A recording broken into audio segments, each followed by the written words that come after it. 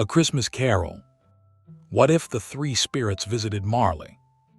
A complete alternate story inspired by Charles Dickens. Prologue. The first chain. Before the spirits came for Ebenezer Scrooge, they came for another man. His name was Jacob Marley. History remembers Marley as a ghost, bound in chains, wandering without rest, condemned to witness the suffering he had ignored in life. But history has forgotten one Christmas Eve. It was a night 7 years before Marley's death, when the first chain appeared at his feet, and three spirits offered him the chance he would one day beg them to offer his only friend. At that time, the counting house of Marley and Scrooge was prosperous, respected, and cold. Its windows were narrow, its walls were gray, its fire was so small that it seemed embarrassed to call itself a flame. No wreath hung upon the door, no sprig of holly decorated the desks, and no sound of carols was permitted to interrupt the proper counting of money. Jacob Marley sat at the larger desk. He was a broad, severe man of 50, with iron-gray hair, heavy brows, and the calm expression of one who believed every human problem could be reduced to arithmetic. Across from him sat Ebenezer Scrooge, younger by several years, thinner in face and figure, but already colder in manner. The two men were reviewing a ledger when their clerk appeared in the doorway. "There is a woman asking to see you, Mr. Marley." "Does she have an appointment?" "No, sir." "Then she has already answered her own request." The clerk hesitated. "She says the matter concerns the property in Bell Yard." Marley raised his eyes. That property had been occupied by a small printing shop owned by a man named Samuel Croft. Croft had died 2 months earlier, leaving behind a widow, a young son, and several unpaid obligations. "Send her in," Marley said. Mrs. Croft entered wearing a black dress whose cuffs had been repaired so often that the original cloth was barely visible. Snow had melted upon her shoulders. In both hands she held a folded document. "Mr. Marley," she began, "I have come to ask for 1 month." "1 month of what?" "1 month before you take the shop." "You were given 3. My husband was ill during 2 of them." "An unfortunate circumstance." "He died during the 3rd." "An even more unfortunate circumstance." The woman lowered her eyes. "My son and I can continue the business. We have orders, if you grant us until February." Marley extended his hand. She gave him the document. He read the figures, then passed it to Scrooge. Scrooge examined them and shook his head. "The projected income is insufficient," he said. "But it will improve after Christmas." "People always expect improvement after Christmas," Marley replied. "January has made liars of many." Mrs. Croft looked from one man to the other. "My husband trusted you. Your husband signed an agreement with us. He said you once called him a friend." Marley's expression did not change. "Friendship is not a clause recognized by law." A carriage rolled past the window. Its bells faded into the snow. Mrs. Croft stood very still. "If you take the shop," she said, "we shall have nowhere to go." "That is not part of the account." "No," she answered quietly, "I suppose it is not." She turned toward the door. Her hand rested upon the handle before she looked back. "My son prays for my husband every night. Tonight, I shall ask him to pray for you as well." Scrooge gave a short, humorless laugh. "Prayers pay poor interest." Mrs. Croft left. Marley returned to the ledger. For reasons he could not explain, the sound of her footsteps remained in the room long after they should have disappeared. At 9 o'clock, Scrooge put on his coat. "Christmas tomorrow," he said, as though naming an inconvenience. "The clerk expects the entire day." "A regrettable custom." "We could refuse." "And spend twice the amount replacing him when he leaves." "No, let him have it."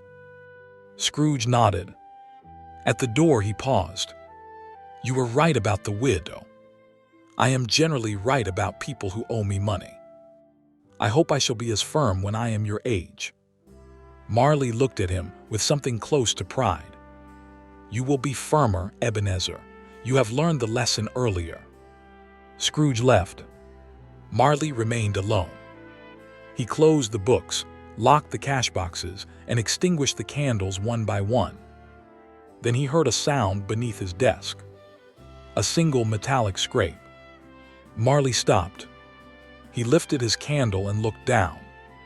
Nothing was there. He told himself it had been the settling of the building. Old counting houses made many noises in winter, particularly those whose owners refused to purchase enough coal. He took his hat and went home. Marley lived in a large house built for a family and occupied by none. The rooms were furnished handsomely, but without affection. Every object seemed selected for durability or value. Nothing appeared to have been chosen because it was loved. As Marley approached the front door, the brass knocker caught the light of his lantern. For one instant, it appeared not as a knocker, but as the face of Samuel Croft. The dead printer's eyes were open. His mouth moved. Marley stumbled backward. The face vanished. "Indigestion," Marley muttered. He entered the house and locked the door. He checked every room, examined the cupboards, and looked beneath the bed. Finding nothing, he poured himself a glass of brandy and sat before the fire. The clock struck 11. The fire grew low. From somewhere below came the sound of metal dragged across stone. Marley gripped the arms of his chair. The sound climbed the stairs. Clink, scrape, clink, scrape. It passed through the closed bedroom door. An iron chain slid across the carpet and stopped at Marley's feet. Its links were thin and newly forged. From them hung a tiny key, a miniature cash box, and a folded strip of parchment bearing Mrs. Croft's name. Marley stared. The clock began to strike 12. At the final stroke, every candle in the room went out. A light appeared behind him. It was not the light of fire or flame. It was white and distant, like winter sunlight remembered from childhood. A figure stood beside the bed. It seemed at once young and old, frail and powerful. From the crown of its head rose a clear beam of light. Under one arm it carried a cap shaped like an extinguisher. "Who are you?" Marley demanded. The figure regarded him with sorrowful patience. "I am the ghost of Christmas past." "Whose past?" "Yours." Marley looked at the chain on the floor. "What is that?" "The beginning." "Of what?" "Of everything you believe does not count." The spirit extended its hand. "Rise, Jacob Marley. Your first account is waiting." Chapter 1. The Ghost of Christmas Past. The walls of Marley's bedroom dissolved. Cold air struck his face. He stood beneath a pale sky on a country road covered with snow. Beside it lay fields, a frozen stream, and a small village whose windows glowed with Christmas candles. Marley recognized the place. "I was born here." "You were," said the spirit. A boy ran along the road, carrying a wooden ship. He was perhaps 8 years old, with dark hair and cheeks reddened by the cold. Marley watched him approach. "That is not possible." "Why?" "I remember being smaller." People often remember themselves as smaller when they remember being happy. The boy reached a modest cottage. Through the window, a family sat around a table. The meal was plain, but laughter filled the room. A woman rose and welcomed the boy inside. Marley whispered, "My mother." At the head of the table sat his father, a bookkeeper whose hands were permanently stained with ink. Marley remembered him as a defeated man who had died without property. Yet the man before him did not appear defeated. He lifted the wooden ship, praised his son's work, and placed it proudly on the mantel. A little girl clapped her hands. Marley turned away. "My sister." "Clara," said the spirit. The name hurt more than he expected. Inside the cottage, young Jacob gave the ship to Clara. "For me?" she asked. "I shall have a real one someday," the boy said. "A whole fleet and a great house, and you shall never be cold again." His father smiled. "Is wealth the secret of warmth, Jacob?" "It buys coal." "So it does, but never confuse the price of coal with the value of a fire." The adult Marley closed his eyes. "I had forgotten that." "You did not forget, you dismissed it." The scene changed. The cottage darkened. Rain beat against the windows. Marley's father sat at the table surrounded by unpaid bills. Men entered and marked the furniture for removal. Young Jacob stood in the corner, his face burning with humiliation. His father pleaded for time. The men refused. The wooden ship was taken from the mantel. "No," the adult Marley said. He remembered that day. He remembered Clara crying. He remembered his mother trying to hide her fear. He remembered his father speaking of patience, kindness, and trust while strangers carried away everything they owned. That night, young Jacob sat beside Clara in an empty room. "I shall never beg," he told her. "I shall never owe anyone. I shall become the man people beg." The spirit looked at Marley. "And so you did." The world shifted again. They stood in a London office where a young Jacob Marley, not yet 20, worked beneath a master accountant. He was diligent, clever, and tireless. An elderly client entered, confused about a contract. Marley's employer quietly added an extra fee to the account. Young Jacob noticed. He said nothing. That evening, his employer placed a silver coin on his desk. "You understand business," the man said. The next Christmas, the coin became 5. Then 10. Then a promotion. With every reward, young Marley's silence became easier. The scenes moved rapidly. Marley refused a loan to a struggling baker. He raised the rent on a dying tailor. He discovered that fear brought quicker payments than courtesy. He learned that men lowered their eyes when he entered a room and mistook their dread for respect.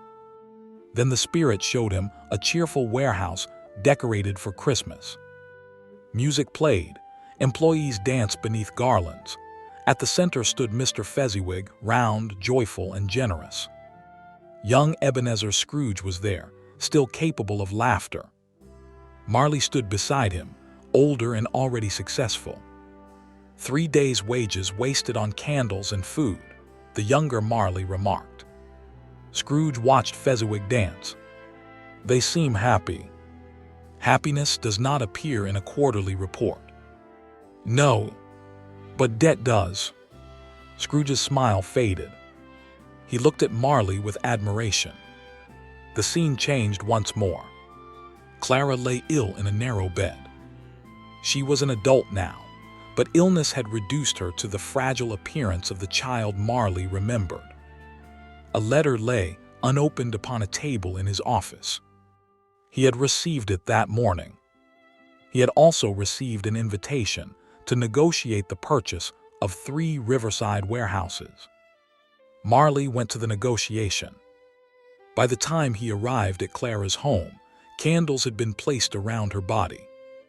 He stood in the doorway, still holding the signed contracts. The dead woman's young daughter approached him. "Mama waited for you." Marley had told himself for years that Clara would have died whether he had been present or not. Now, watching the scene, he understood the poverty of that defense. "I could not have saved her." "No," said the spirit. "Then what difference would my presence have made?" "To her." Marley could not answer. The spirit led him to another memory. A young Ebenezer Scrooge sat in Marley's office after Belle had ended their engagement. His face was pale, but his eyes were dry. She says I have changed, Scrooge said. People say that when they can no longer control the direction of the change. She says another idol has displaced her. Then she has saved you the cost of a wife. Scrooge looked toward the window. I loved her once. Love is a promise made by people who have not yet discussed terms. Scrooge said nothing. Marley placed a ledger before him. Work, Ebenezer. Numbers do not abandon a man. The memory froze. The spirit's light became painfully bright. Marley saw Scrooge's expression as he had never seen it before. Not agreement. Not relief. Surrender. You taught him, said the spirit. I taught him to survive. You taught him that survival was the only virtue. I did not make his choices. No, but you gave his worst choices the dignity of wisdom. The scene vanished. Marley and the spirit stood again on the snowy village road. The childhood cottage was dark now. The wooden ship lay broken beneath the snow. Marley picked up one half of it. Why show me these things? You believed you had always been what you are. Had I not? No soul begins as a chain. The spirit raised the extinguisher cap. Marley seized it. No more. Do you wish to forget again? I wish to return. You shall, but first remember this. Fear may explain the first link, Jacob Marley. It does not excuse the 100th. Marley forced the cap over the spirit's head. The light disappeared. He fell into darkness. When he opened his eyes, he was in his bedroom. The chain still lay at his feet. It now had more links. The clock struck 1. A great laugh shook the house. The bedroom door flew open, releasing golden light, heat, and the scent of roasted food. A giant figure sat in the adjoining room, surrounded by holly, ivy, steaming dishes, fruit, cakes, and bright flames. Come in, the figure cried. Come in, Jacob Marley, and know the cost of your excellent arithmetic. Chapter 2. The Ghost of Christmas Present. The second spirit wore a green robe bordered with white fur. Upon its head rested a wreath of holly, and in its hand burned a torch shaped like a horn of plenty. Its face was open and cheerful, but its eyes contained a knowledge deeper than cheer. You are the ghost of Christmas present, Marley said. I am. You have a strange method of presenting yourself. You have a strange method of living, yet here we both are. The spirit laughed and touched Marley's coat with its torch. The room disappeared. They stood in a London street alive with Christmas morning. Snow covered the rooftops, church bells rang, children carried parcels, shopkeepers called greetings to one another. Poor families hurried home with small dinners as proudly as kings bearing feasts. Marley heard laughter from every direction. Sentiment, he said automatically. The spirit glanced at him. The word sounded weak, even to Marley. They entered a cramped room above a cobbler's shop. Mrs. Croft sat beside a small table with her son, Thomas. Their Christmas dinner consisted of bread, 2 potatoes, and a piece of meat so small it seemed almost imaginary. Thomas was setting a 3rd place. Who is that for? Mrs. Croft asked. Father. She lowered her head. After a moment, the boy removed the plate. Mr. Marley will take the shop tomorrow, won't he? Yes. Is he wicked? Mrs. Croft considered the question. No. Marley looked sharply at her. No, Thomas repeated. I think wicked men know when they are doing wrong. Mr. Marley has forgotten how to know. The boy folded his hands. Then we should pray that he remembers. Marley turned to the spirit. I could grant the extension. You could. I could do it tomorrow. You might. Why speak as though I will not? I speak only as a spirit of the present. Tomorrow belongs to another. The room changed. They entered a debtor's prison. Men lay upon straw or huddled beneath thin blankets. Among them was a printer who had once worked for Samuel Croft. Marley knew his name from a ledger, Joseph Pike. Pike had borrowed money to care for his sick wife. When she died, he could not repay it. Marley's firm had pursued the debt. Pike sat beside a barred window, carving a small wooden horse. "For your daughter?" another prisoner asked. Pike nodded. "Will you see her today?" "She cannot afford the coach fare." "You might be free by next Christmas." Pike smiled without hope. The interest grows faster than time passes. Marley faced the spirit. He signed the agreement. Yes, he knew the terms. Did that make his wife less ill? No. Did it make his daughter less alone? Marley's voice hardened. Commerce cannot operate by emotion, nor can humanity operate without it. They passed through houses, workshops, hospitals, alleys, and cold rooms. Everywhere Marley saw names he recognized. Not faces. Names. Names from contracts. Names from foreclosure notices. Names entered in black ink under headings such as overdue, seized, insolvent, and deceased. Every name belonged to a life. Every figure in his ledgers had eaten, worried, hoped, suffered, and loved before becoming a number upon his page. At last, the spirit carried Marley to the counting house. Young Ebenezer Scrooge sat alone at his desk on Christmas Day.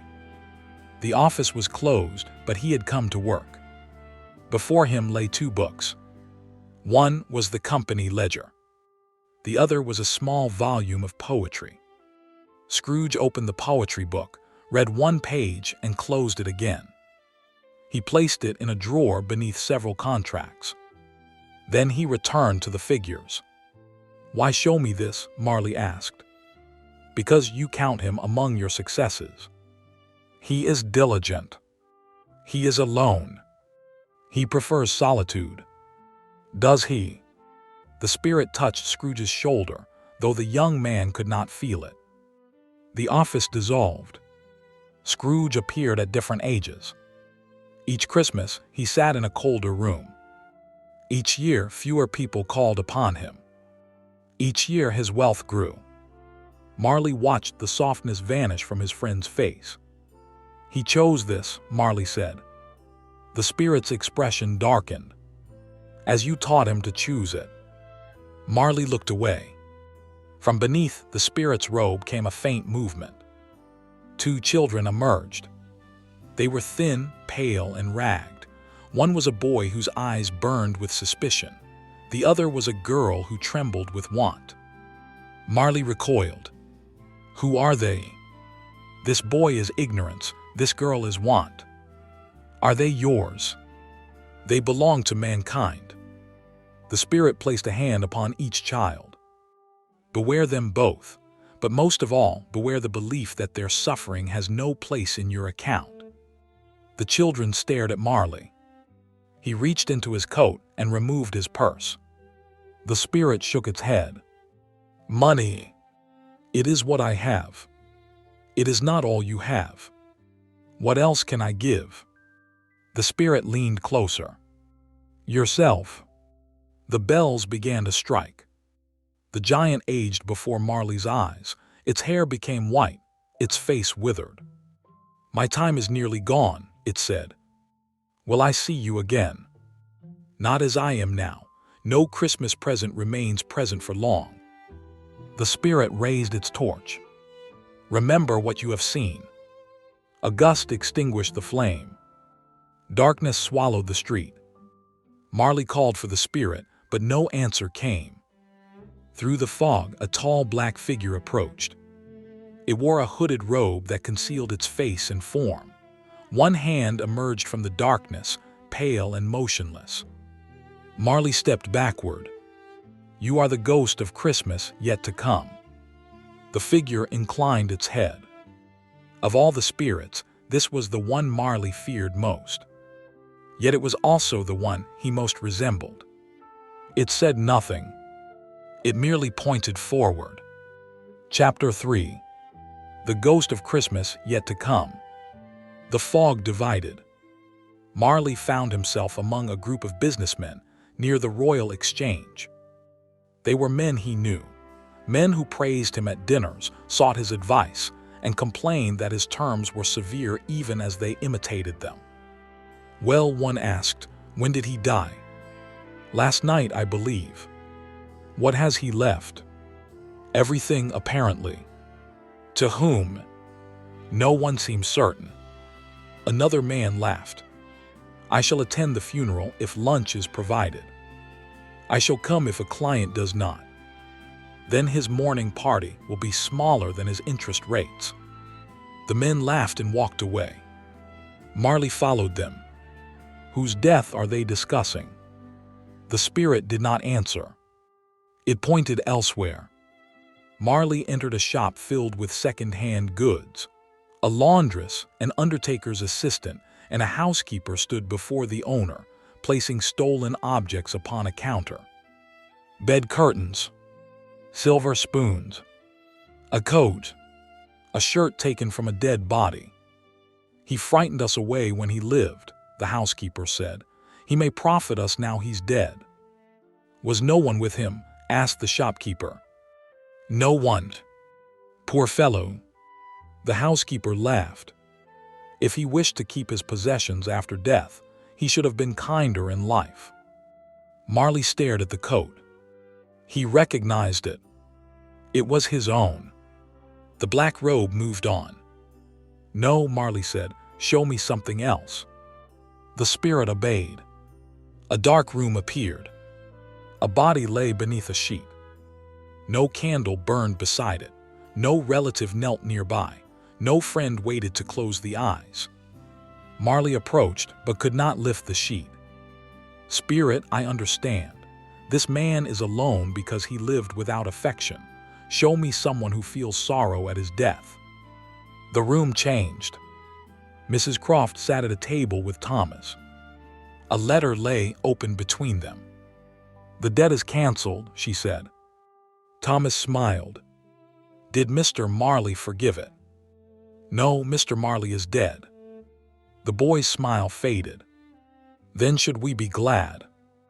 Mrs. Croft drew him close. We should never be glad that someone has died, but we may be grateful that we are free.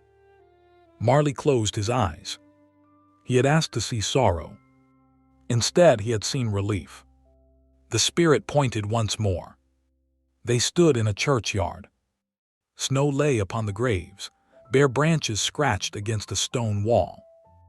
Before them stood a neglected tomb. Marley already knew the name upon it.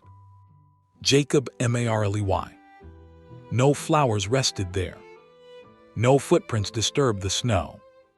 A shadow rose behind the grave. Marley turned. A second Jacob Marley stood before him. But this Marley was dead. Around his waist, shoulders, and limbs hung a monstrous chain. It was made from cash boxes, keys, locks, ledgers, deeds, purses, and iron safes. The ghost tried to move toward the city. The chain dragged him backward. All around him wandered other spirits, each burdened by the instruments of selfish lives. They saw a woman sleeping in a doorway. They reached for her, but their hands passed through the living world. They saw a hungry child. They tried to offer food, but possessed none. They saw a dying man calling for company. They shouted but could not be heard. The dead Marley screamed. Why was I blind when I had eyes? Why was I powerless only after I learned how much power I possessed? The living Marley covered his ears. Enough. The spirit did not move. The graveyard vanished. Another future appeared. An older Ebenezer Scrooge sat alone in the counting house. His face had become sharp and wasted. Frost clung to the inside of the windows. A clerk shivered in a nearby room beside a fire no larger than a single coal. Men came asking donations for the poor. Scrooge dismissed them. A nephew invited him to dinner. Scrooge insulted him. A child sang outside the door. Scrooge seized a ruler as though he meant to throw it. Marley watched in horror. Must he become this? The spirit pointed toward Scrooge's feet. A chain lay there. Scrooge could not see it. It was longer and heavier than the one Marley had worn. A lock upon it bore Jacob Marley's initials. "No," Marley whispered. Scrooge suddenly looked directly at him. Though the vision could not see the observer, its eyes seemed filled with accusation. "You made me in your image, Jacob," Scrooge said, "then abandoned me for becoming it." The black spirit raised its hand. 2 graves appeared. One belonged to Marley. The second belonged to Ebenezer Scrooge. Between them ran a single iron chain. Marley fell to his knees. Are these shadows of things that must be, or only shadows of things that may be? The spirit remained silent. "I can change." The hood inclined slightly. "I shall release the Croft property. I shall free Pike. I shall repay what I have taken." The spirit pointed at the chain. "Yes, all of it, every link I can find." It pointed at Scrooge's grave. Marley hesitated. Ebenezer will not understand. The finger remained fixed. "He will think me weak." Still the spirit pointed. Marley bowed his head. "Then I must teach him another lesson." For the first time, the black figure lowered its hand. Beneath its hood, Marley saw no face. He saw a mirror. Within it stood the man he might become, his hands bloodless, his eyes empty, his body wrapped in chains. Marley seized the spirit's robe. "I shall not be that man." The cloth collapsed between his fingers. The graveyard disappeared. Marley fell forward. He landed beside his own bed as church bells rang across London. Dawn filled the windows. At his feet lay the chain. It was no longer spectral. It was solid iron. Marley lifted it with both hands. The first link bore Mrs. Croft's name. The second bore Joseph Pike's. Beyond them were hundreds more. He carried the chain to the window. Below, people hurried through the snow. A boy looked up. "What day is it?" Marley called. "Christmas Day." Marley began to laugh. It was an awkward sound, dry from years of neglect, but as he continued, it grew warmer. "Then I am not too late." He gathered the chain in his arms. It was heavy. He did not put it down. Chapter 4. Marley's Christmas. On the morning after Christmas, Jacob Marley arrived at the counting house before Ebenezer Scrooge. This was unusual. More unusual still was the fire blazing in the grate. When the clerk entered, he stopped in alarm. "Is something burning, sir?" "Coal," Marley said. "Yes, sir, I have heard of it." "Put another piece on." The clerk looked around, perhaps expecting witnesses. Marley placed a list upon the desk.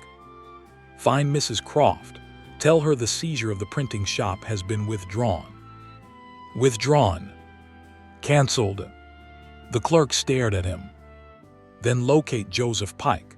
Pay the amount required for his release." "From which account?" "Mine."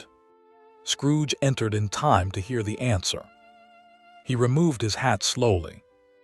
"Is this a joke?" "No." "You are releasing Pike?"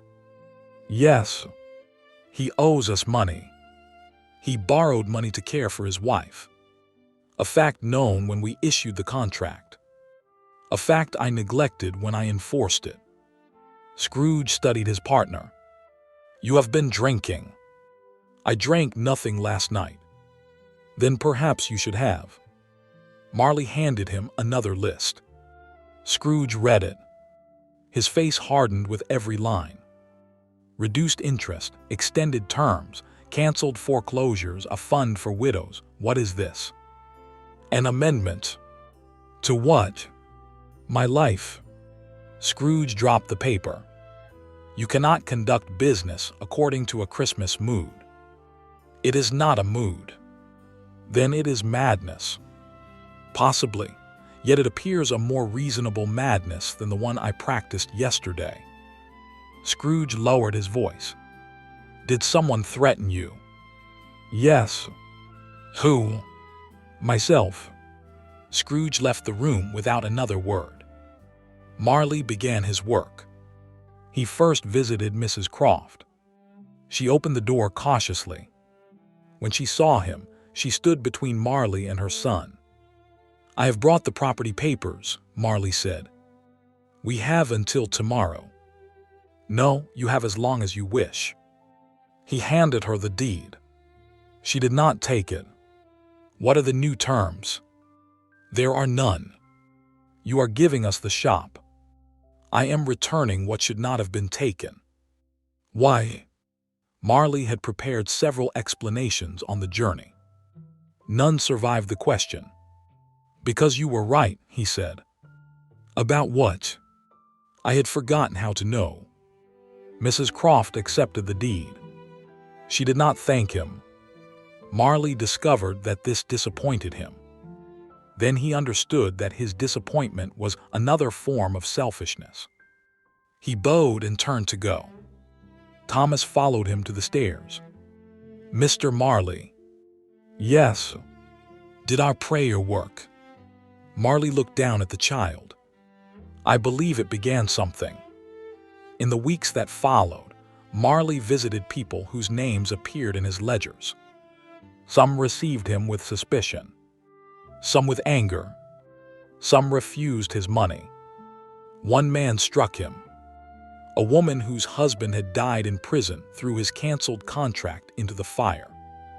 Do you think burning a piece of paper will bring him home? No, Marley said. Do you think gold will make my children forget him? No. Then why are you here? Because I cannot change what I did, but I can stop defending it. She did not forgive him. Marley returned the next month anyway. He established a fund for her children, not under his own name, but under her husband's. Each act of restitution weakened one link of the chain. Only Marley could see it. When Pike walked free, a link cracked and fell away. When the Croft shop reopened, another vanished. When Marley raised the clerk's wages, 3 small links disappeared at once, one for the clerk, one for his wife, and one for the child whose medicine they could now afford. But some links remained. Money could not release them. Marley visited the grave of his sister Clara. For an hour, he stood before the stone without speaking. At last, he placed the repaired wooden ship beside it. I cannot ask you to forgive me, he said, so I shall ask nothing. A link fell into the snow. Marley began dining with employees, listening to their concerns and learning the names of their families. He made mistakes. At first, he treated charity like another business enterprise. He demanded reports from the people he helped, measured gratitude, and became irritated when generosity failed to produce immediate improvement. Mrs. Croft corrected him. You cannot order people into happiness, Mr. Marley. I can improve their circumstances. You can, but then you must allow them to decide what happiness means. He learned to give without controlling. He learned to listen without calculating. He learned that repentance was not one magnificent act, but 1,000 small choices, many unnoticed and none convenient. The business survived. It did more than survive. Clients trusted a firm that no longer destroyed them at the first sign of hardship. Workers remained loyal. Small enterprises recovered and repaid what they owed. But profits grew more slowly. To Scrooge, that was failure. You have turned a counting house into a chapel, he said one evening. No, chapels ask for donations. We still send invoices. This is not amusing. I am only recently acquainted with amusement. Allow me time to improve. Scrooge closed the office door. We must speak plainly. Please do. Our clients are exploiting your weakness. Some are. You admit it. I do. And you continue. I would rather be deceived by one dishonest man than destroy 10 honest families out of fear of him. That is not business. Perhaps business should not require us to become less human than the people we serve. Scrooge stared at him. Who taught you these phrases? No one. Then why do they sound borrowed? Marley considered telling him about the spirits. He feared Scrooge would laugh. Worse, he feared Scrooge would believe him mad and reject everything else he said. So Marley chose a simpler truth. I was wrong, Ebenezer. Scrooge's expression changed. Not to anger, to pain. You were never wrong. I often was. You told me mercy was bad arithmetic. It is. That does not make it bad morality. You told me a debt was more honest than a promise. A debt can be counted. That does not make it more valuable. You told me numbers did not abandon a man. They do not, but neither do they love him. Scrooge walked to the window. Snow had begun to fall.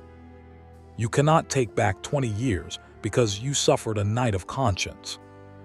I know. Then stop trying. I cannot. Scrooge turned. You made sacrifices to build this firm. So did I. We refused comfort, distraction, and weakness. Now you wish to call our success a sin because you have grown afraid of death. Marley did not deny it. I am afraid. Then purchase a larger church pew. I am not afraid of where I shall go. I am afraid of what will remain because of me. Scrooge's jaw tightened. What do you mean? Marley looked at the younger man and saw the invisible chain at his feet. I fear what I have taught you. Scrooge became very still. Then he smiled, but there was no warmth in it. You have taught me nothing I did not possess already. I pray that is true. You pity me now. No. You believe yourself redeemed and me condemned. No, Ebenezer. What then? Marley stepped closer. I believe I walked into darkness and asked you to follow. Scrooge struck the desk with his fist. You have become weak. No, I have discovered how weak I always was. You taught me never to forgive a debt. Then let that be the first lesson I taught you wrongly. Scrooge took a document from his coat. He had already prepared it. A dissolution of partnership. Marley read the first page.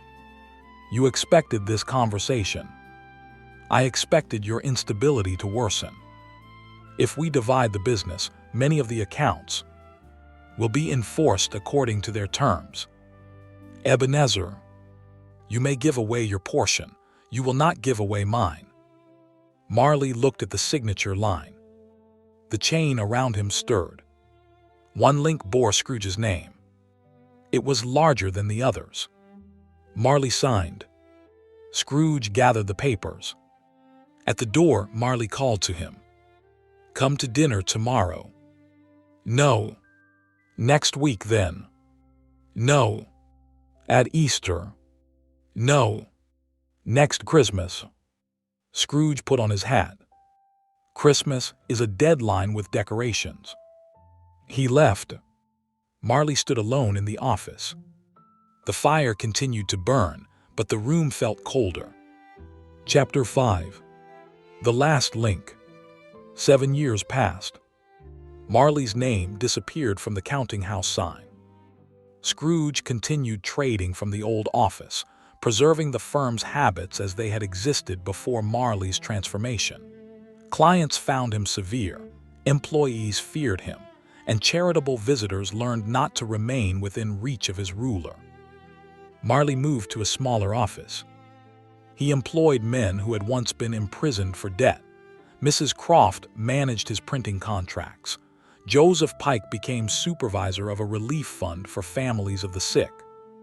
Marley never married, but he was no longer alone.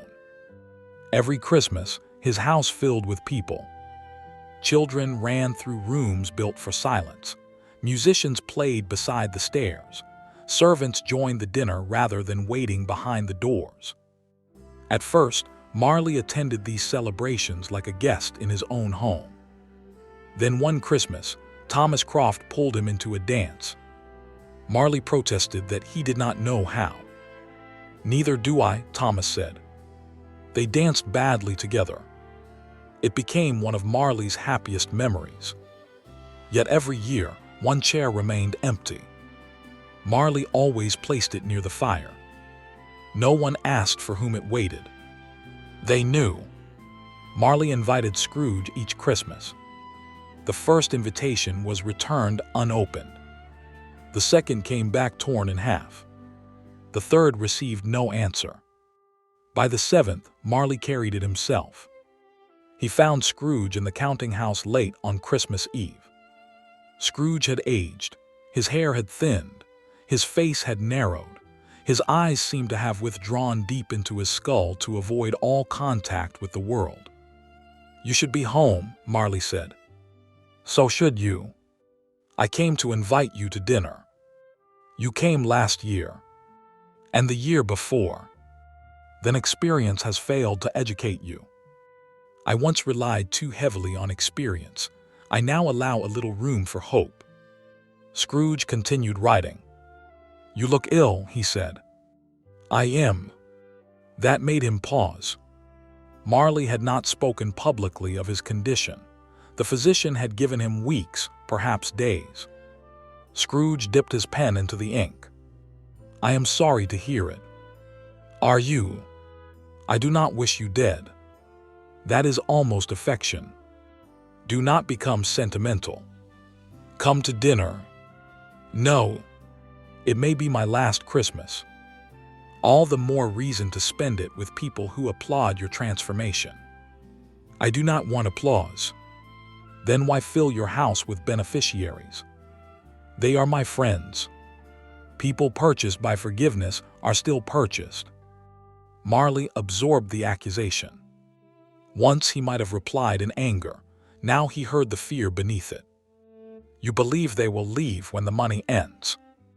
"They will." "Then come and prove yourself right." Scrooge's pen stopped. For one moment, Marley thought he might agree. Then the office clock struck 6. Scrooge returned to the ledger. "I have work." Marley placed the invitation on the desk. "Ebenezer, I have little time left. Then I suggest you do not waste it here." Marley nodded. At the door, he turned back. "I am sorry. For dying. For giving you a philosophy I was not brave enough to question." Scrooge's face reddened. "You think I became this because of you?" "Not entirely." "Then do not claim credit. You have already taken enough of it for your charities." "I do not claim credit. I accept responsibility." "I require neither." "No, but I owe both." Scrooge stood. "You do not owe me anything." Marley looked down. The last link of his chain lay between them. It bore Scrooge's name. "Yes," Marley said, "I do." He left the counting house. Snow fell heavily. Marley's carriage waited outside, but he chose to walk. He passed the old Fezziwig warehouse, now occupied by another merchant. He passed the street where Belle had once lived. He passed the debtor's prison and heard its gates close for the night. At last he reached his house.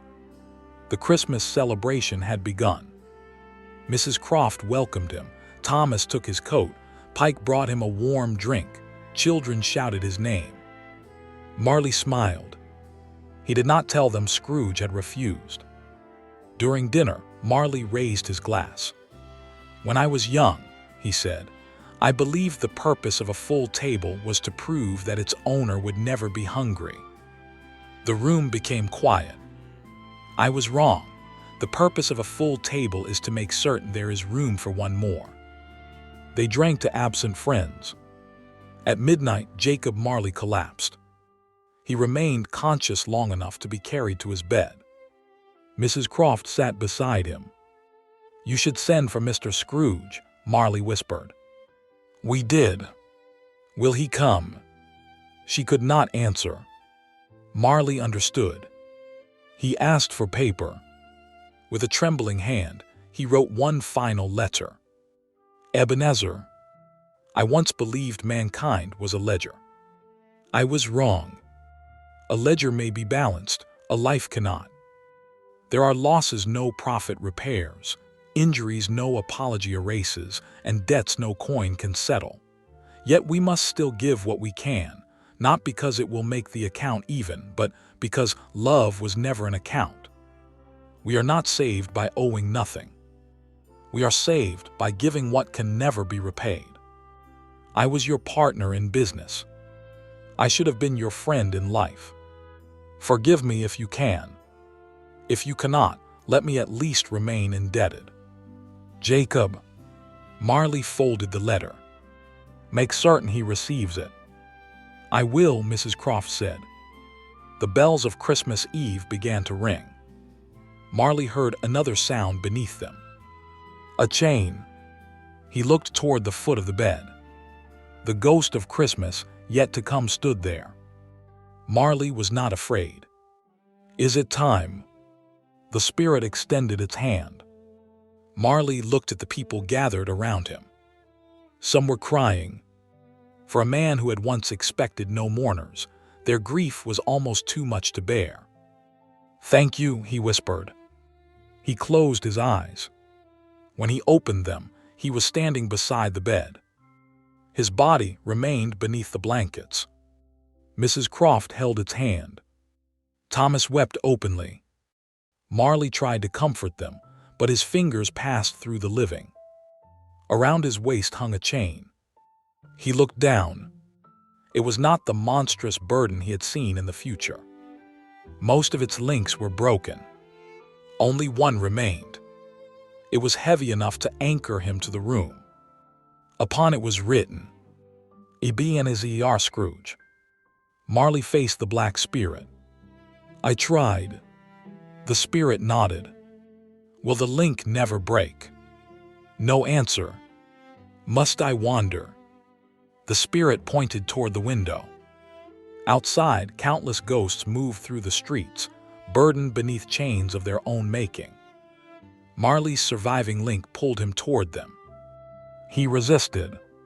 Where are the other spirits? The black figure began to fade. "Wait, I must speak to them." It vanished. Marley was drawn out into the night. For 7 years he wandered. He saw suffering he had never imagined while alive. He saw wealthy men step over starving children. He saw families separated by debts smaller than the cost of a merchant's dinner. He saw the lonely, the forgotten, and the ashamed. Unlike the other spirits, Marley's chain was short. He could move almost freely. But he could not touch the living. He could not lift a coin. He could not open a door. He could not whisper comfort into a grieving ear. His punishment was not pain. It was understanding without power. Each Christmas Eve, he returned to Scrooge. He watched his former partner eat alone. He watched Scrooge reject his nephew's invitations, dismiss charitable collectors, and tighten his grip upon every coin. Each year, the invisible chain around Scrooge grew longer. Marley called to him. Scrooge heard only the wind. Marley shook the windows. Scrooge blamed the weather. Marley appeared in mirrors. Scrooge looked away before seeing him. On the 7th Christmas Eve after his death, Marley returned to his own grave. The 3 spirits were waiting. The ghost of Christmas past shone among the stones. The ghost of Christmas present stood in green robes, though it was not the same spirit Marley had known. More than 2,000 brothers had lived and died since then, each belonging to a single Christmas. Behind them waited the silent ghost of Christmas yet to come. Marley approached. "You came." The first spirit answered. You called. I have called for 7 years. You were not ready before. Marley lifted the final link. I am ready now. The ghost of Christmas present examined it. You could enter the light without it. Marley looked beyond them. A warm radiance shone at the edge of the graveyard. He felt his sister's presence within it. His mother and father waited there. Peace lay only a few steps away. What must I do? Let go. Marley placed both hands around the chain. If I release it, what becomes of Scrooge? That is not your account. No, Marley said, it is my responsibility. The ghost of Christmas past spoke. Do you believe he deserves our visit? I did not deserve it. The ghost of Christmas present asked. Do you believe he will listen? I did not listen until I was made to see. The ghost of Christmas, yet to come, pointed toward the warm light. Marley understood.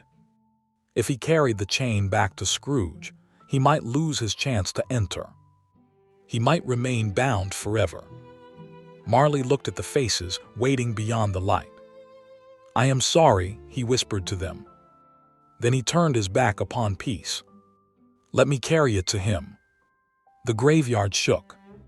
The final link broke from the earth, but did not fall from Marley's waist. The 3 spirits surrounded him. The spirit of the past touched his eyes. The spirit of the present touched his heart. The spirit of the future touched his chain. For the first time since death, Marley felt the living world beneath his feet. He stood outside Scrooge's house. The door knocker waited before him. Marley reached for it. Epilogue. The ghost who chose to return. Ebenezer Scrooge came home late that Christmas Eve. He had refused his nephew's invitation, dismissed 2 gentlemen collecting for the poor, and frightened away a boy singing a carol outside the counting house. As he placed his key in the lock, the door knocker changed. Jacob Marley's face appeared in the brass. Scrooge stared. The face vanished. Humbugs, he muttered. He entered and locked the door. His rooms were dark, cold, and empty. Scrooge lit a weak fire, ate a bowl of gruel, and opened an old book beside the hearth. From deep within the house came the ringing of a bell. Then another. Soon every bell in every unused room rang at once. They stopped. From below came the sound of a chain. Scrooge listened as it crossed the cellar floor. It climbed the stairs. It approached his door. Jacob Marley passed through the wood. Scrooge rose so quickly that his chair overturned. Marley wore the clothes in which he had been buried. A bandage circled his head. Around his waist hung a single iron chain. Scrooge gripped the table. What do you want? Much. Who are you? Ask me who I was. Who were you then? In life, I was your partner, Jacob Marley. Scrooge tried to laugh. You may be an undigested bit of beef, a fragment of underdone potato. There is more gravy than grave about you. Marley took the chain in both hands and shook it. The sound filled the room. Scrooge fell back. Mercy! Marley stopped. At the word, something changed in his face. You ask for mercy quickly, Ebenezer. Scrooge stared at the chain. Why are you fettered? Marley looked down. This is not the chain I forged in life. What is it then? The chain I could not leave behind. He stepped closer. You have one of your own. Scrooge looked around his feet. I see nothing. I once said the same. Marley described the chains of the dead. He told Scrooge of spirits who wandered among the suffering, desperate to intervene, but unable to touch the world they had neglected. Scrooge's fear deepened. 7 years dead, he whispered, and traveling all the time. The whole time. You might have sat down. Marley almost smiled. No rest, no peace, only the knowledge that everything we called business was mankind. Scrooge looked toward the window. "But you changed," he said. Marley stared at him. Scrooge continued. "I heard the stories, the money you gave away, the prisoners you released, the people at your house. You knew. I know what occurs in London. You never came. I was not invited. I invited you every year." Scrooge turned sharply away. The letters were misdirected. "No. Lost then. No." Scrooge's voice rose. "You abandoned the partnership. I ended an arrangement. You abandoned me." The accusation hung between them. Marley felt the last chain pull tight. "I did." Scrooge turned back, surprised by the answer. "I thought changing myself would be enough," Marley said. "I believed that if I showed you a better path you would follow. When you did not, I allowed pride to disguise itself as patience." Scrooge said nothing. "I should have returned while I lived. I should have endured your anger. I should have told you the truth." "What truth?" "That I was wrong." Marley stepped forward. "Not merely mistaken. Wrong. Every cold lesson I gave you was wrong. Every time I praised your isolation, I was wrong. Every time I called love a weakness and mercy a loss, I was wrong." Scrooge's face tightened. "You came from the grave to insult me." "I came from the grave because I failed to reach you in life." Marley removed the letter from his coat, the same letter he had written upon his deathbed. He placed it upon the table. For the first time, his dead hand touched a living object. Scrooge recognized the handwriting. "You received this 7 years ago," Marley said. "I did." "Did you read it?" Scrooge looked at the fire. "No." "Why?" "Because I knew what it would say." "No, Ebenezer, you knew what you feared it would say." Scrooge's hand moved toward the letter but stopped. Marley's form began to fade. "You will be haunted by 3 spirits. Is that the chance and hope you mentioned?" "It is." "I think I would rather not. Without their visits, you cannot hope to avoid the path I have shown you. Could I not take them all at once and have it over?"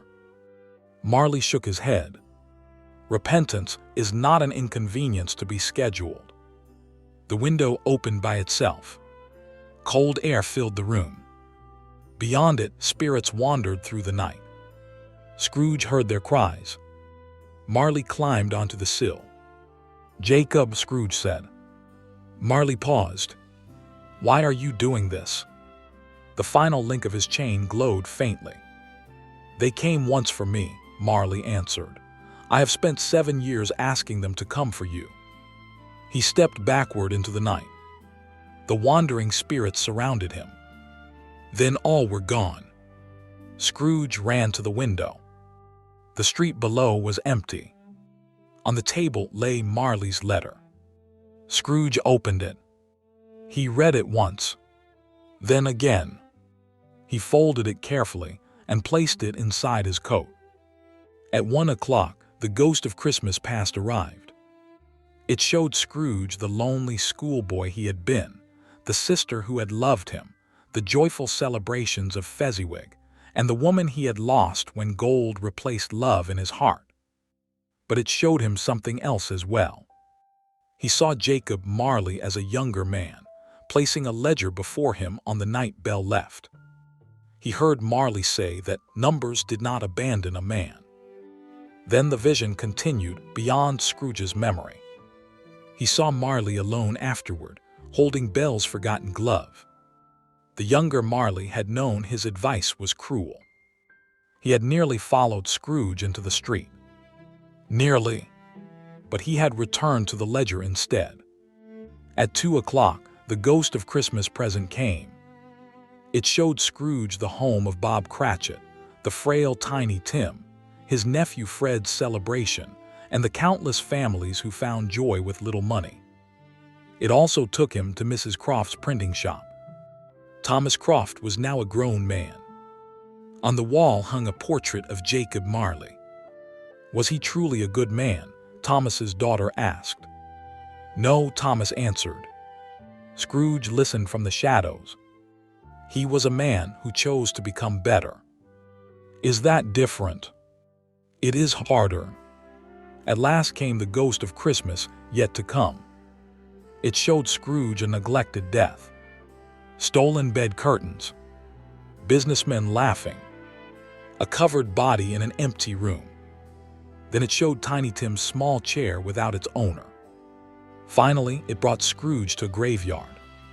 Scrooge saw his own name upon a stone. He fell to his knees. Are these the shadows of things that will be, or only things that may be? The spirit pointed toward another grave. Jacob Marley's name was carved there. A broken chain rested upon the snow. All its links were shattered except one. Scrooge lifted the final piece. His own name was engraved upon it. I understand, he said. The spirit waited. Jacob could not break this link. The black hood inclined. Because it was mine. Scrooge pressed the iron to his chest. He returned for me. The graveyard began to fade. Scrooge seized the spirit's robe. I shall honor Christmas in my heart. I shall live in the past, the present, and the future. I will not shut out the lessons they teach. The spirit disappeared. Scrooge awoke in his bed. Morning sunlight poured into the room. He ran to the window and threw it open. A boy stood in the street below. What day is it? Scrooge called. Christmas Day. Scrooge laughed. The spirits had accomplished everything in a single night. He sent the largest turkey in the shop to the Cratchit family. He dressed in his finest clothes, gave money to the charitable gentleman, and went to his nephew's home. Before leaving, he stopped beside the cold fireplace. Marley's letter lay upon the table. Scrooge picked it up. Merry Christmas, Jacob, he said. Far beyond the sight of living men, the final link of Marley's chain began to crack. Marley stood once more at the edge of the warm light. His father waited there. His mother stood beside him. Clara held the little wooden ship. The ghost of Christmas past appeared at his side. Do you believe Scrooge is saved? Marley asked. That is not decided in one morning. The ghost of Christmas present joined them. But one morning is a beginning. The silent ghost of Christmas yet to come raised its hand. The final link shattered. For the first time since his death, Jacob Marley stood without chains. He looked back at London. He saw Scrooge arrive at Fred's door. He saw the hesitation before Scrooge knocked. He saw the door open. Warmth and laughter spilled into the street. Scrooge entered. Marley smiled. He turned toward the light, but stopped when he heard his name. Back in his room, Scrooge stood alone beside the window. A Merry Christmas, Jacob, he whispered again. The living man could not see his old partner. Yet Marley answered him. A Merry Christmas, Ebenezer. For one quiet moment, across the distance between life and death, Scrooge seemed to hear. He smiled through his tears. Then Jacob Marley walked into the light. He was not saved when the spirits first showed him his chains. He was not saved when he gave away his money, released his debtors, or filled his empty house with Christmas guests. Jacob Marley was saved when he chose to return for the man who had helped him forge those chains. And from that Christmas forward, Scrooge kept Marley's final letter close to his heart. Whenever he was tempted to close his hand, his door, or his heart, he remembered the words written by a dying friend. A ledger may be balanced. A life cannot. We are not saved by owing nothing. We are saved by giving what can never be repaid. And so it was said of Ebenezer Scrooge that he knew how to keep Christmas well. But those who knew the whole story understood that another man had learned the lesson first. A man remembered not only for the chains he forged, but for the final chain he returned from death to break. The end.